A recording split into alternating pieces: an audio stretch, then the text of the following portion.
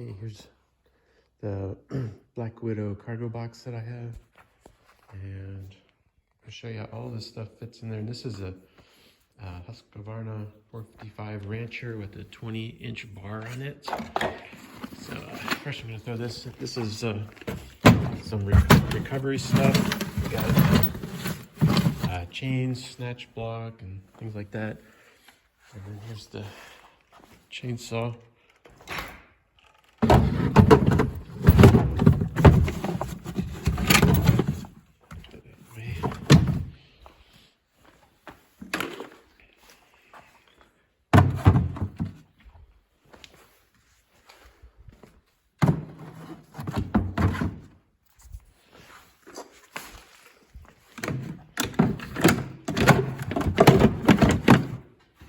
See, everything's in there. You can tell the spout sticks up a little bit, but this is recessed in here, so it'll close and clear it, no problem.